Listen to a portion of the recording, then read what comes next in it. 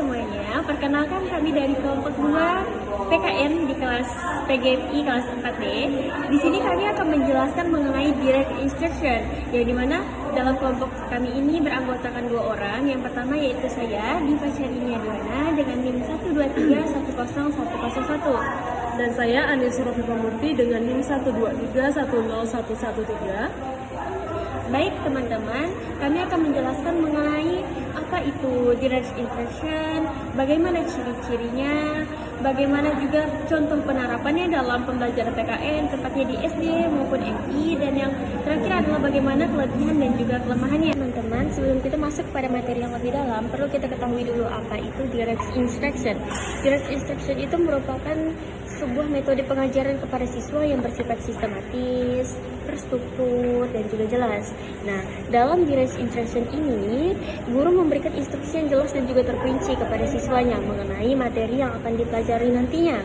Nah, baik, dalam direct instruction ini juga memiliki ciri-ciri. Ada 4 ciri-ciri. Yang pertama itu, guru memberikan instruksi kepada siswanya. Dan kedua, guru memberikan demonstrasi atau pemeragaan kepada siswanya. Yang ketiga yaitu siswa diminta untuk mempraktikkan atau mengulangi apa yang telah dipelajarinya, atau dengan kata lain yaitu mempresentasikan. Dan yang keempat yaitu adalah guru memberikan umpan balik dan koreksi kepada siswa jika ada yang salah. Nah, begitu.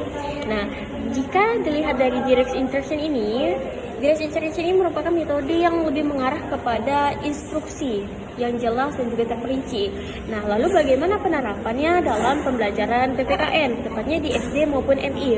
Yang pertama saya ambil dalam contoh hak dan kewajiban warga negara. Ada 5 tahapan dalam penerapannya ini. Yang pertama yaitu pengantar.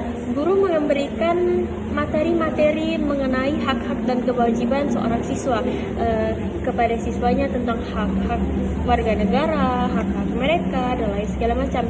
Dan yang kedua yaitu instruksi langsung. Guru memberikan instruksi langsung tentang apa yang dimaksud hak-hak dan kewajiban negara, contohnya, dan lain segala macam. Dan yang ketiga adalah demonstrasi. Masih sama seperti instruksi langsung, di mana demonstrasi ini memberikan contoh, namun lebih relevan melalui cerita-cerita yang ada di sana, gitu. Mengenai cerita-cerita di sana yang bersangkut paut dengan sebuah hak dan kewajiban negara. Nah, yang keempat yaitu praktek. Di dalam praktek ini siswa diminta untuk dapat mempresentasikan atau mengulangi materi kembali tentang apa yang telah disampaikan oleh guru tersebut. Dan yang terakhir yaitu adalah umpan balik, di mana guru ini memberikan koreksian atau umpan balik yang diperlukan kepada siswa untuk mengatas apakah siswa ini memahami materi dengan baik ataupun tidaknya. Nah, untuk materi selanjutnya mungkin akan dijelaskan oleh teman saya selanjutnya. Sekian yang dapat saya sampaikan. Wassalamualaikum warahmatullahi wabarakatuh. Baik, selanjutnya saya akan membahas mengenai kelebihan dan kekurangan dari metode pembelajaran direct instruction. Yang pertama yaitu ada kelebihan. Yang pertama ada meningkatkan pemahaman konsep. Jadi direct instruction ini nanti akan membantu siswa dalam memahami konsep PPKN dengan lebih baik, misalnya dengan nilai-nilai Pancasila dan hak-hak warga negara.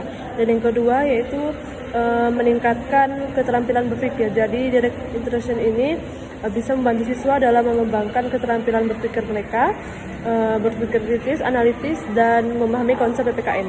Dan yang ketiga yaitu ada meningkatkan kedisiplinan. Jadi direct instruction ini nanti dapat membantu siswa dalam memahami pentingnya sebuah kedisiplinan dan rasa tanggung jawab dalam kehidupan bermasyarakat. Selanjutnya yaitu ada kekurangan dari direct instruction dalam pembelajaran PPKN. Yang pertama ada keterlibatan siswa yang pasif. Jadi direct instruction ini mungkin membuat siswa menjadi lebih pasif atau tidak aktif atau kurang aktif dan tidak terlibat secara aktif selama proses pembelajaran berlangsung.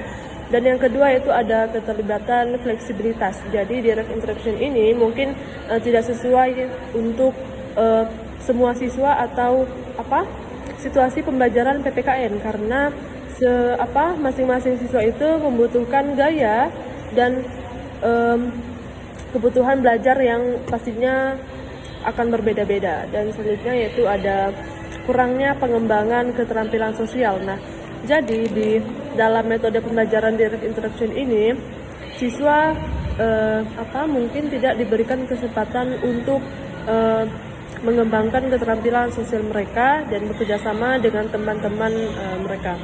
Jadi kalaupun ada diskusi dari saat metode direction ini dilakukan, mungkin pengerjaan tugas yang diberikan oleh guru itu ada 1 sampai 2 orang saja. Dengan memahami kelebihan dan kekurangan dari metode pembelajaran direct instruction ini, guru akan menggunakan metode ini dengan lebih efektif dalam pembelajaran PPKN. Sekian yang dapat saya sampaikan. Apabila ada salah dalam penyampaian, saya mohon maaf. Wabillahi taufiq wal hidayah. Wassalamualaikum warahmatullahi wabarakatuh. Sekian yang dapat kami sampaikan, kurang dan lebihnya kami mohon maaf. Semoga materi mengenai direct instruction yang kami sampaikan bermanfaat untuk kawan-kawan semua yang menyaksikan. Mohon maaf apabila ada kekurangan materi ataupun ada kesalahan materi, karena sesungguhnya kesempurnaan itu berasal dari Allah Subhanahu wa Ta'ala. Sekian, kami ucapkan terima kasih semua. Assalamualaikum warahmatullahi wabarakatuh.